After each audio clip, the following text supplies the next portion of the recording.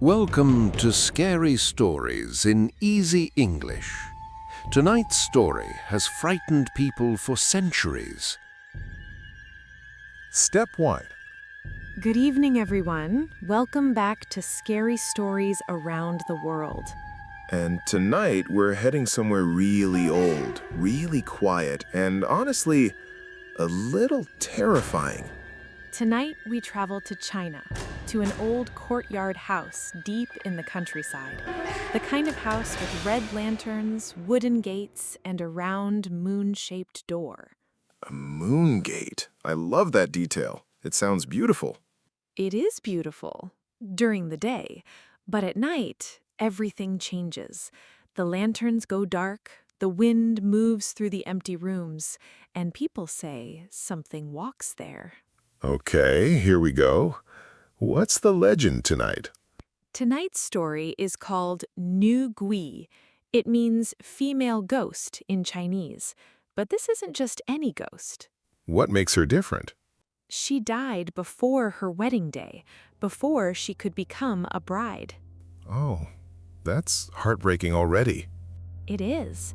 And an old Chinese belief, dying with unfinished business, a promise, a marriage, a debt, means your spirit can't rest. You stay behind. So she's not just scary, she's sad, too. Exactly. Tonight's emotion isn't only fear, it's grief. Grief that turned into something darker over time. Grief and revenge, that's a powerful mix. It really is. A woman who loved someone who was betrayed or lost before her wedding day and who never got the chance to move on. I already feel a chill, and we haven't even started the story. Good. That means it's working. Let me ask you something before we begin. Sure. Have you ever felt like something in a quiet house was watching you, even when no one was there? Oh, absolutely. Old houses always feel like that. Every creak sounds like a footstep. That feeling, that's the heart of tonight's story. A quiet house, a closed door, a bride who never arrived at her wedding. I'm ready. Let's go inside. One more thing before we start. In China, people traditionally wrap the body of the dead in white burial silk. White, not black, is the color of death there. That's really different from what I grew up with. It is. So keep that image in your mind. White silk, unbound black hair, a bride who died too soon. That image alone is enough to keep me up tonight. Then let's begin. Tonight we walk into the courtyard house, cast the moon gate into the story of Nu Gui. I'm right beside you. Let's go. Step 2. Long ago, in a quiet village in China, there lived a young woman named May. May. A simple name for someone with a heavy story, I'm guessing. You're right. May was kind, gentle, and loved by everyone in her village. She was engaged to marry a young man from a nearby town. A happy beginning. I like that. It was happy at first. Her family prepared her wedding dress, red silk, gold thread, a jade hairpin shaped like a phoenix. A jade hairpin. That sounds like an important object. Very important. In her culture, that hairpin marked her as a bride. It was a gift from her mother. Okay, keep going. What happened? 1 week before the wedding, May became very sick. A fever took over her body. Her family called every doctor in the village. Oh no, that's terrifying already. The doctors couldn't help her. May grew weaker every night, and on the night before her wedding, she died. Right before her wedding day. That's awful. Her family buried her in white burial silk, with the jade hairpin still in her hair, but something felt wrong from that night on. What do you mean, wrong? Villagers began to hear soft footsteps near her old courtyard house, late at night, past midnight, when the whole village was asleep. Footsteps inside an empty house. Yes, and soon people saw her, a pale woman in torn white silk, her black hair loose and unbound, walking near the moongate. That image is haunting me already. One night, a young bridegroom from another family walked past that courtyard, carrying a torch. He was on his way home from a wedding feast. Oh, I don't like where this is going. He heard a soft voice behind him, a woman's voice, gentle and sad. She said, "Please, wait for me." My skin just went cold. He turned around slowly, and there she was, May, standing in the mist, her feet not quite touching the ground. Not touching the ground. That's the detail that gets me every time. Her eyes were dark red, full of sorrow. She reached one pale hand toward him and whispered, "You will marry me instead." Okay, I would run so fast. He dropped his torch and ran. He ran all the way home and never walked past that courtyard again. Smart man. What happened to the house? The villagers eventually sealed the gate. They placed red paper charms on the door and never opened it again. But some people still say the lanterns move on quiet nights. Even now? Even now, some say. A woman in white, still waiting near the gate, still holding her jade hairpin, still waiting for a wedding that never came. That's such a sad ending, but also so frightening. That's the heart of the New Gui legend. Grief that never healed, love that turned into something the living fear. I think I'll be checking my own front gate tonight. I don't blame you. Let's take a short pause here before we break down some of tonight's key expressions. A very good idea. My heart needs a moment. Step 3.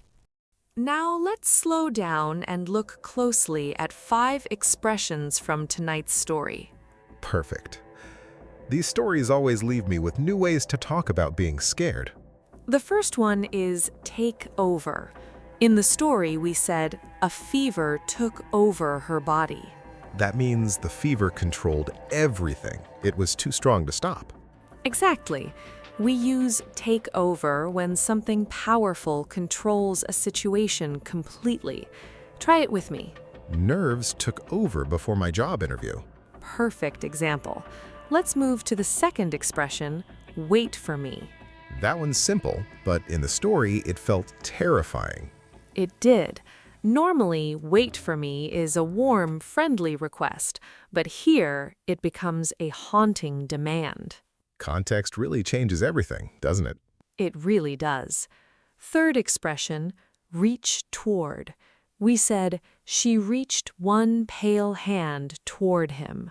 That means she moved her hand in his direction, slowly. Right. A gentle, small movement, but in a horror story, even a small movement feels enormous. I'll never look at an open hand the same way again. Fourth expression, seal the gate. The villagers sealed the gate to keep something out, or maybe to keep something in. Oh, that double meaning is chilling. We use seal when we close something completely and firmly. Try using it in daily life. I sealed the box before shipping it. Great example. Much less frightening than ours, though. Thankfully. Our final expression is never got the chance. May never got the chance to become a bride. That means an opportunity was lost. It never happened. Exactly. We often use this phrase for regret, for something that should have happened but didn't. I never got the chance to say goodbye to an old friend before he moved away. A perfect, heartfelt example. Now, let's practice the pronunciation together, a little slower first. Take over. Wait for me. Reach toward. Seal the gate. Never got the chance. And now at natural speed. Take over. Wait for me. Reach toward. Seal the gate. Never got the chance. Beautifully done. These 5 expressions carry tonight's entire emotional weight: grief, longing, and warning. Step 4. Let's talk about where this legend truly comes from. I'm curious. This story feels very old and very specific. It is. The idea of Nu Gui comes from centuries-old Chinese folk belief. People believed a soul needed peace to move on properly. And without peace, the soul just stays? Exactly. If someone died with unfinished business, an unmarried daughter, a broken promise, an unpaid debt, their spirit remained tied to this world. That explains why marriage matters so much in this story. Marriage wasn't only romantic back then. It represented duty, family honor, and a woman's place in society. Dying before marriage meant dying incomplete. That's a heavy cultural weight to carry, even after death. It really is. And the jade hairpin isn't random either. Jade represented purity and protection in ancient China. So carrying it even in death connects her to that unfinished promise. Exactly right. The hairpin becomes a symbol of everything she lost. What lesson do people take from this story today? Many people connect it to grief and how unresolved pain can follow us if we never face it honestly. That's actually a powerful modern lesson. It is. We all carry things left unfinished. Apologies, goodbyes, dreams we didn't chase. The legend reminds us gently, don't let sorrow turn into something colder over time. That's such a thoughtful way to look at a ghost story. These old legends often carry real emotional truth, wrapped inside fear. I think that's why they stay with people for generations. Exactly. Fear brings the story to us, but feeling, grief, love, regret, is what makes it stay. Step 5. Tonight's scary line comes from a moment deep in the story. I already know which one you'll choose. Here it is. You will marry me instead. That line still gives me chills. It's short, calm, and quiet, but it holds everything. Grief, longing, and a warning all at once. A perfect line to remember tonight.